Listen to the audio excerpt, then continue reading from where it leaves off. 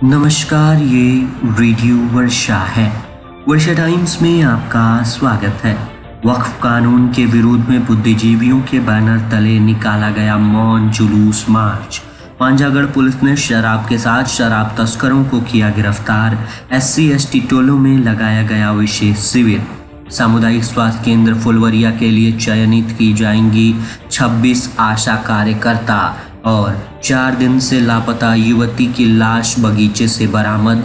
हत्या के विरोध में परिजनों ने किया सड़क जाम।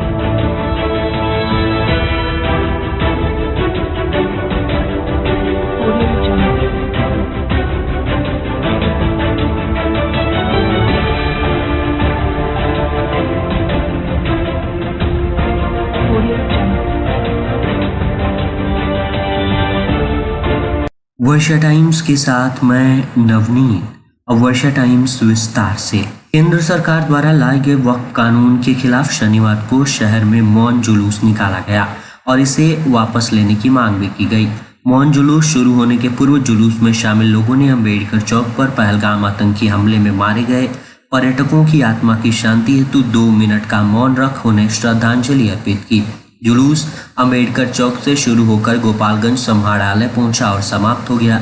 जुलूस समाप्ति के बाद एक प्रतिनिधि मंडल ने जिलाधिकारी को राष्ट्रपति के नाम एक मांग पत्र सौंपकर वक्फ कानून को वापस लेने की मांग की। इस अवसर पर बोलते हुए राज्य अल्पसंख्यक आयोग के पूर्व अध्यक्ष रियाजुल हक राजू ने कहा कि वक्फ कानून के माध्यम से सरकार वक्फ की जमीनों को देश के उद्योगपतियों को देना चाहती है, जिसे किसी भी कीमत पर होने नहीं दिया जाएगा। उन्होंने कहा कि गले पर कटार रखकर कोई कानून नहीं बनाया जा सकता। किसानों के खिलाफ सरकार ने कानून लाया, लेकिन पूरा देश जागरूक हुआ तो सरकार को वो कानून वापस लेना पड़ा। इसी प्रकार आंदोलन के माध्यम से देश की जनता केंद्र सरकार को वक्फ कानून वापस लेने पर मजबूर कर देगी।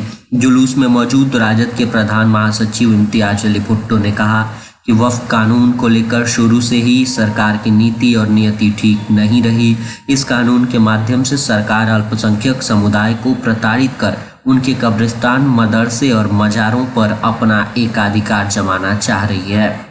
जुलूस को संबोधित करते हुए नगर परिषद के चेयरमैन हरेंद्र कुमार चौधरी ने भी कहा कि वक्फ कानून जल्दबाजी में लाया गया फैसला है और इस कानून के माध्यम से सरकार एक विशेष समुदाय को टारगेट करना चाह रही है। माले नेता अजात शत्रु ने इस कानून को काला कानून की संज्ञा देते हुए कहा कि कानून वापस होने तक आंदोलन जारी रहेगा। मौके पर कई अधिकारी मौजूद रहे। साथ ही जुलूस समाप्ति के बाद एक प्रतिनिधिमंडल ने जिलाधिकारी को राष्ट्रपति के नाम एक मांग पत्र सौंपकर वक्फ कानून को वापस लेने की मांग की।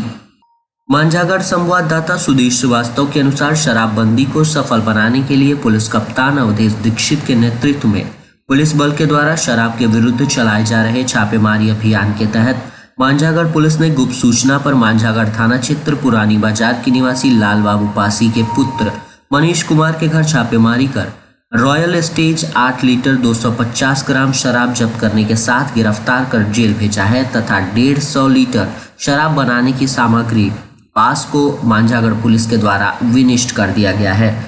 बताते चले कि मांझागढ़ पुलिस को गुप्त सूचना मिली कि पुरानी बाजार के लाल बाबू पासी के पुत्र शराब तस्कर मनीष कुमार के द्वारा शराब बेची जा रही है। पुलिस को सूचना मिलते ही मांझागढ़ थाना प्रभारी राजीव रंजन सिंह के नेतृत्व में त्वरित कार्यवाही करते हुए शराब तस्कर के घर छापेमारी की गई। 8 लीटर 250 ग्राम रॉयल स्टेज शराब जब्त करने के साथ शराब तस्कर को हिरासत में लेते हुए शराब बनाने की सामग्री विनिष्ट करने के साथ ही उत्पाद अधिनियम के तहत FIR दर्ज कर शनिवार को जेल भेज दिया गया है।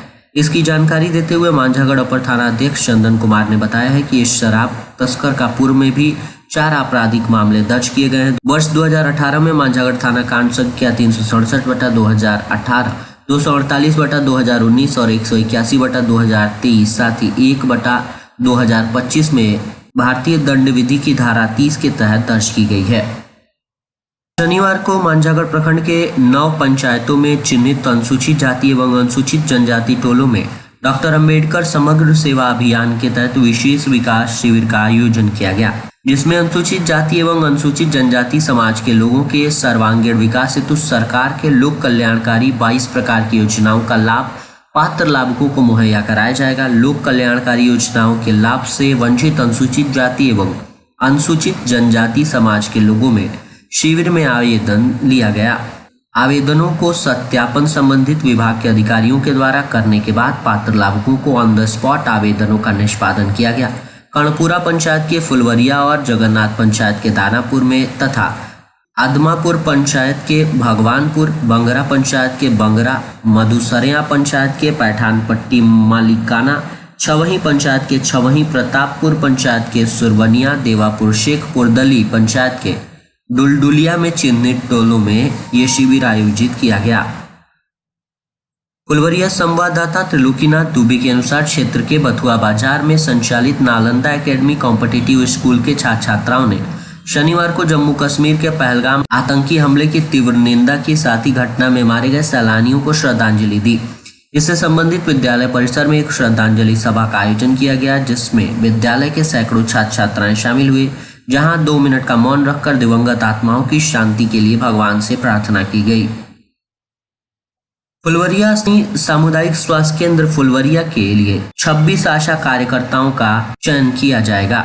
इसके लिए कवायद शुरू कर दी गई है। प्रखंड की कुल 12 पंचायतों के रिक्त पड़े आशा कार्यकर्ताओं के पदों को भरने के लिए स्वास्थ्य प्रशासन ने सभी मुखियाओं को पत्र भेजा है, जहां उनके द्वारा आम सभा की तिथि निर्धारित कर स्वास्थ्य प्रशासन को 2 दिनों पूर्व सूचित किया जाएगा। इसकी जानकारी देते हुए अस्पताल के प्रभारी चिकित्सा पदाधिकारी डॉक्टर शाहिद नाजमी ने शनिवार को बताया कि एक दिन के अंतराल पर संबंधित पंचायतों के मुखिया की अध्यक्षता में आम सभा आयोजित होगी, जहां आयोजित आम सभा में ऑन द स्पॉट आशा कार्यकर्ता का चयन किया जाएगा। इसके लिए शैक्षणिक योग्यता के साथ साथ अन्य मानदंड निर्धारित किए गए हैं। चयन प्रक्रिया में निर्धारित मानदंड अर्हता पूरी करने वाली अभ्यर्थी का चयन किया जाएगा। चयन समिति में संबंधित पंचायत के मुखिया, अध्यक्ष व प्रभारी चिकित्सा पदाधिकारी को सचिव बनाया गया है। ये प्रक्रिया इसी माह में पूरी कर ली जाएगी। इसको लेकर कार्यालय के नोटिस बोर्ड पर सूचना पत्र भी लगा दिया गया है। गोपालगंज बरौली थाना क्षेत्र अंतर्गत बखरौर गांव में शुक्रवार को उस समय सनसनी फैल गई जब एक युवती का शव पेट्रोल पंप के पीछे स्थित बगीचे से बरामद हुआ। मृतका की पहचान बखरौर गांव निवासी शिवदयाल राम की 21 वर्षीय पुत्री सुधा कुमारी के रूप में हुई, जो एक निजी स्कूल में शिक्षिका के पद पर कार्यरत थी। सुधा 21 अप्रैल की रात को अपने घर में सोई थी, लेकिन अगली सुबह वह घर से रहस्यमयी तरीके से गायब हो गई। परिजनों ने युवती के लापता होने की सूचना स्थानीय थाने में दी और सनहा दर्ज कराया, लेकिन आरोप है कि पुलिस ने समय पर कार्रवाई नहीं की। लापरवाही से नाराज परिजन और ग्रामीणों ने शुक्रवार को शव मिलने के बाद मुख्य सड़क को जाम कर दिया और जमकर प्रदर्शन किया। उन्होंने पुलिस प्रशासन के खिलाफ नारेबाजी करते हुए मौके पर एसपी को बुलाने की मांग की। स्थानीय मुखिया मनोज श्रीवास्तव ने मृतक के परिजनों का समर्थन करते हुए कहा कि यह एक सुनियोजित और निर्मम हत्या है। उन्होंने प्रशासन को चेतावनी देते हुए कहा कि अगर 24 घंटे के भीतर दोषियों की गिरफ्तारी नहीं होती है तो ग्रामीणों द्वारा व्यापक आंदोलन छेड़ा जाएगा और सड़क जाम एवं धरना प्रदर्शन को और तेज किया जाएगा। घटना की सूचना मिलते ही मौके पर पहुंचे सिद्धवलिया एसडीपीओ अभय रंजन ने स्थिति को संभाला और प्रदर्शन कर रहे लोगों को समझा बुझाकर शांत कराया। एसडीपीओ ने बताया कि सुधा कुमारी की मौत 4 दिन पहले हुई प्रतीत होती है और ये हत्या का मामला लग रहा है। उन्होंने कहा कि शव को पोस्टमार्टम के लिए भेजा गया है। हत्या से जुड़े सभी पहलुओं की जांच की जा रही है। पुलिस ने युवती के परिवार से विस्तृत जानकारी ली और मामले को गंभीरता से लेते हुए संभावित संदिग्धों की पहचान और गिरफ्तारी के लिए प्रयास शुरू कर दिया है।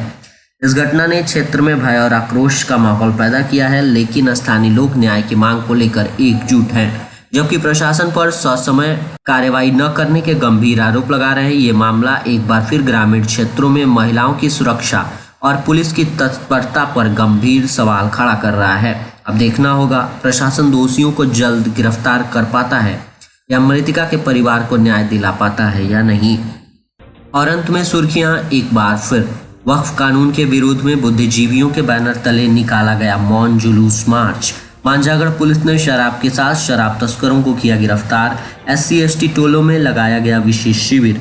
सामुदायिक स्वास्थ्य केंद्र फुलवरिया के लिए चयनित की जाएंगी 26 आशा कार्यकर्ता। और 4 दिन से लापता युवती की लाश बगीचे से बरामद। हत्या के विरोध में परिजनों ने किया सड़क जाम। वर्षा टाइम्स का ये अंक यहीं समाप्त हुआ। नमस्कार।